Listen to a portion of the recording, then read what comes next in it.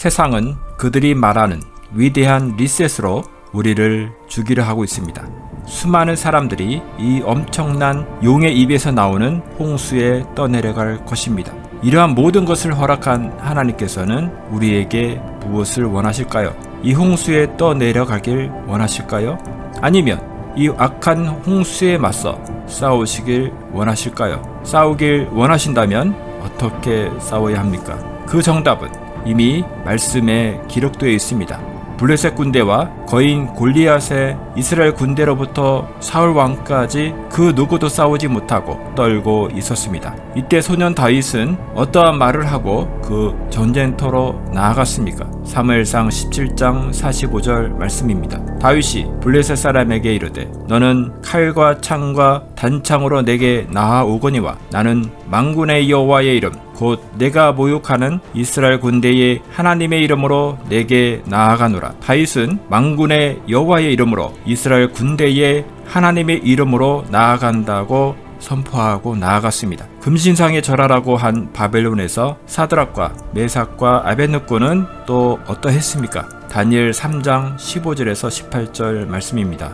이제라도 너희가 준비하였다가 나팔과 피리와 수금과 사면금과 양금과 생황과 및 모든 악기 소리를 들을 때 내가 만든 신상 앞에 엎드려 절하면 좋거니와 너희가 만일 절하지 아니하면 즉시 너희를 맹렬히 타는 풀무불 가운데에 던져 넣을 것이니 능히 너희를 내 손에서 건져낼 신이 누구이겠느냐 하니 사드락과 메삭과 아벳느고가 왕에게 대답하여 이르되 느부갓네살이여 우리가 이 일에 대하여 왕에게 대답할 필요가 없나이다. 왕이여 우리가 섬기는 하나님이 계시다면 우리를 맹렬히 타는 풀무불 가운데에서 능히 건져내시겠고 왕의 손에서도 건져내시리이다. 그렇게 하지 아니하실지라도 왕이여 우리가 왕의 신들을 섬기지도 아니하고 왕이 세우신 금신상에게 절하지도 아니할 줄을 아옵소서. 신과 같은 존재였던 느부갓네살에게 사드락과 메삭과 아벳느고는 어느 곳 하나 굴하지 않고 담대히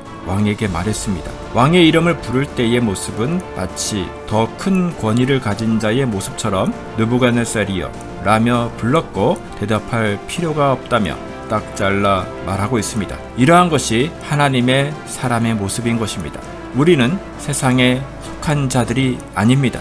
이 세상에 있지만 이 세상에 속해 있지 않고 하나님의 나라에 속해 있는 자인 것입니다. 그 나라에서 이 세상으로 보내심을 받은 자라는 것을 잊지 마시기 바랍니다. 이 마지막 때의 나라는 짐승의 나라라고 했습니다. 이 짐승의 나라에서 똑같이 우리가 무릎을 꿇고 항복하고 절하라고 하고 있습니다. 이 시대의 골리앗과 금신상은 무엇입니까? 짐승의 나라의 짐승의 표인 것입니다. 요한계시록 13장 17절 말씀입니다. 누구든지 이 표를 가진 자 외에는 매매를 못하게 하니 이 표는 곧 짐승의 이름이나 그 이름의 수라. 짐승의 표를 받지 않는 자는 매매를 못하게 한다는 것입니다. 먹고 사는 물질에 무릎을 꿇으라는 것입니다. 우리는 이러한 위대한 리셋에 대항해 하나님을 향한 위대한 컴패션, 위대한 고백을 다윗처럼 사드락, 메삭, 아벳느고처럼 해야 할 때입니다. 그리고 골리앗 앞으로 나아가며 7배나 뜨거워질 풀무불 속으로 나아가야 합니다. 우리는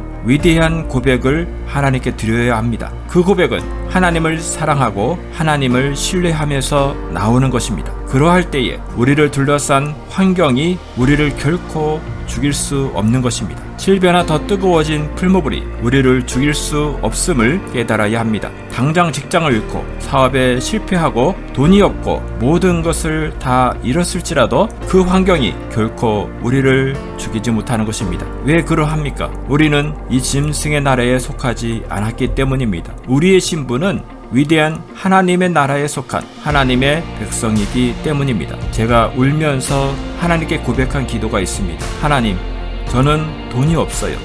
그러나 하나님이 일을 하고 싶어요. 이런 돈 따위 때문에 하나님이 일 못하는 일은 없게 해달라고 눈물로 기도한 적이 있었습니다. 저는 그 기도를, 그 고백을 하나님께서 기뻐하며 들으셨고 지금 응답하고 있다고 믿고 있습니다. 환경이 결코 우리를 흔들 수 없습니다. 당신은 위대한 하나님의 사람이기 때문입니다. 다가오고 있는 환난의 때를 두려워 떠는 것이 아니라 기대해야 합니다. 왜 그렇습니까? 그 시대는 악한 자의 시대가 아니라 우리 하나님의 사람의 시대인 것이기 때문입니다. 반드시 성취될 예언인 대부흥의 때가 다가오고 있습니다. 이때에 저와 여러분이 하나님께 쓰임받길, 크게 쓰임받길 기도해야 합니다. 내 목에 칼이 들어올지라도 굴하지 않고 세상이 감당치 못할 사람이 당신입니다. 당신은 위대한 하나님의 사람입니다.